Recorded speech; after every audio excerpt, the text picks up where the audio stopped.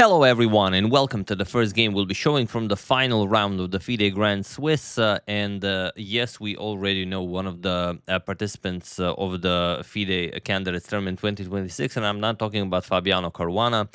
I'm talking about the other person that already qualified via the FIDE Grand Swiss. And to decipher who this person is, we have to check out this game. So Anish Giri plays with the white pieces, and he opens with pawn to c4. Now this is a great opportunity for Anish, sorry about that, to get back to Hans for winning that match they had in last year, I think in Utrecht, where Hans defeated Anish. It was something like 22-18 or 24-18. They played classical blitz rapid, and Hans emerged victorious. It was part of Hans's tour, like Hans Against the World, where he travels and he challenges very, very strong grandmasters. I imagine Anish was the strongest that he faced, and he defeated him. So this is a great opportunity for Anish. Like I said, pawn to c4. We have knight to f6, knight to c3, and pawn to e5, the two knights variation of the English, and the two knights always becomes the four knights variation of the English. That's how chess works. We have pawn to e3, bishop to b4, and queen to c2. We have bishop captures, queen captures on c3, both of them playing quickly. Anish, or rather Anish playing instantly. Hans is playing quickly. We have queen to e7, pawn to a3, and pawn to d5. We have pawn to d4, e captures, knight captures, we have knight captures, and queen captures. So all been played before, nothing new here, but as you can see, Anish still above the 1 hour and 40-minute mark, so he is well within preparation. Hans goes pawn to c5, and we have queen to h4 by Anish. Now, the usual move here is d captures on c4, and this is almost always played. Here, Hans plays bishop to e6. Okay, we have c captures on d5, knight captures offering a queen trade, but first Anish throws in a bishop to b5 check. Bishop to d7, and now we have a trade. Captures, captures. There are games where king captures was played, but here we have knight captures on e7, and it is now, as of move 14, that we have a completely new game. Hans already down to 1 hour on the clock, Anish almost on full time.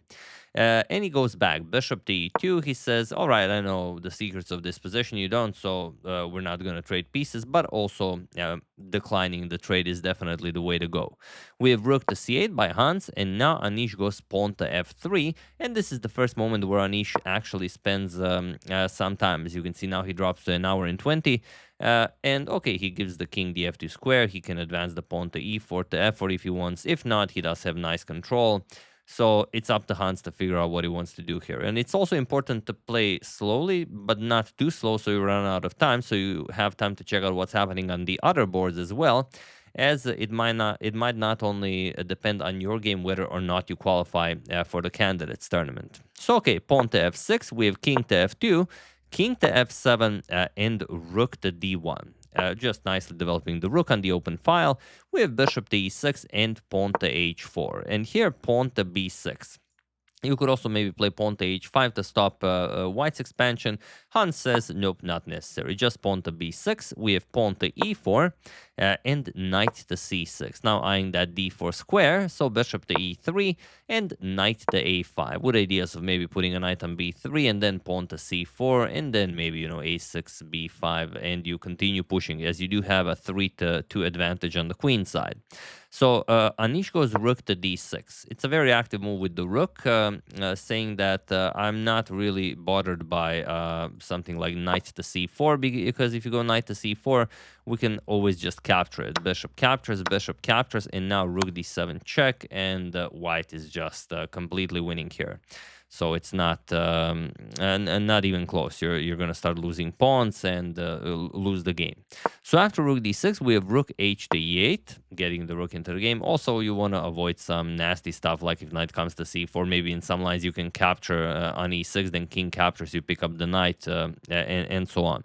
Also, okay, pawn to g4, we have knight to b7, chasing the rook back, rook to d2, and now knight to a5. Okay, Anish repeats, rook to d6, and Hans repeats, knight to b7. Rook d all the way to d1, and Hans goes back, knight to a5. He says, all right, now I'm even up on time. So if you want to push, you push. I'm going to defend, and I'm going to win a spot in the candidates. Anish plays rook a to c1, and now Hans goes king to e7. Now, best move here would be knight b3, and I don't have to tell you guys why. You know why knight b3 is the best move, is because it stops pawn to b4. But yeah, something like knight b3, and okay, you attack the knight, you defend with the pawn, and then you go pawn to a5, pawn to b5, pawn to b4, and you you know, created that pass pawn on the queen side at some point. But here after rook ac1, Hans played king to e7, and Anish immediately takes advantage of this. He plays bishop to e6, attacks the rook. Hans moves the rook. Anish trades a pair of rooks, captures, and now executes pawn to b4, which is, again, I don't have to tell you, the strongest move recommended by the engine. In pretty much every position. We have knight b3, attacking the rook, rook c3, and now rook to d6. Okay, b captures on c5.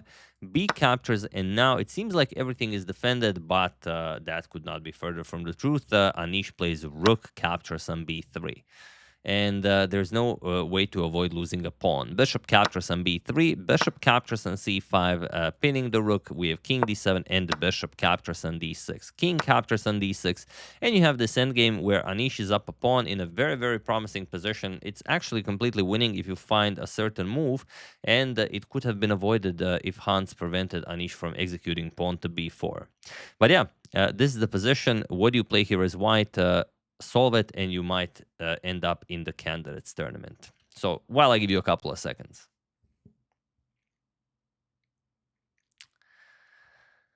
The only move is pawn to g5, believe it or not. There are some other moves that you could play, but pawn to g5 is the main one, as it prevents pawn to h6. But also, if you just trade, let's say f captures, h captures, and now pawn to h5, black can also create a pass pawn.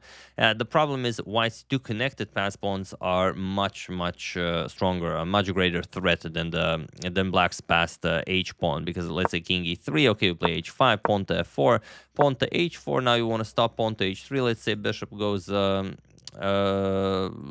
say bishop to f1. You want to stop pawn to h3, and now bishop to e6. You want to help push the pawn past that point, and now pawn to f5. You know, you go to f4 with the king, you push e5, and it's game over. So after g5, bishop back to e6 by Hans. We have king e3, Anish grabbing more space with the king, king to c5, and now king f4. We have king to d4, g captures on f6, g captures, and now pawn to a4, followed by Hans's pawn to h6.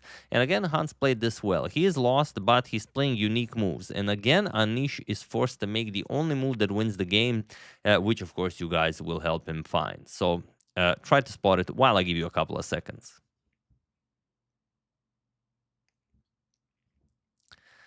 So for those of you who were able to do it, congratulations on being a true master of the endgame. And for those of you who just want to enjoy the show, it is pawn to a5.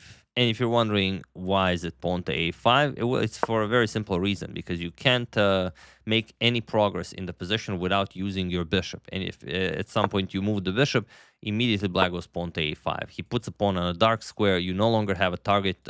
Your opponent does have a target, as your pawn is on a light square, and that is enough for Hans to draw the game. So Anish, of course, knows that. He plays pawn to a5. Now the pawn is on the dark square, and you're just going to enjoy being an extra pawn, or rather being up a pawn. So how do you continue? The point is that now if you go king c5, then you can play even e5. And then after f5, then you go bishop d3. Okay, you win the pawn, and again, completely winning.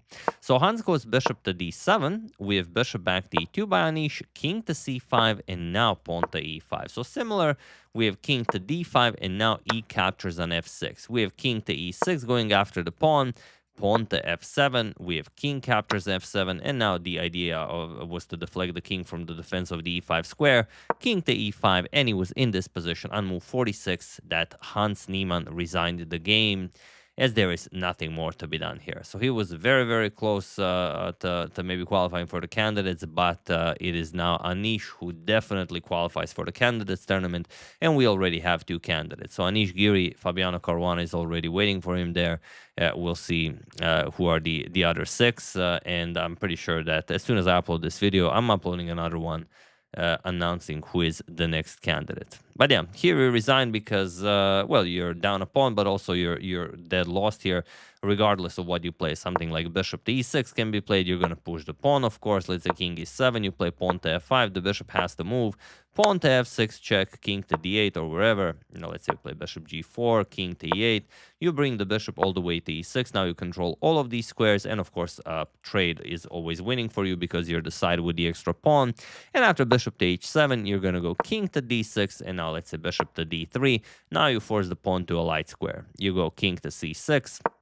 Let's say bishop to e4 check. You go king to b7. You can't go there. King to c7, and after bishop to d3, trying to cut you off. There's no way to cut you off. King b7.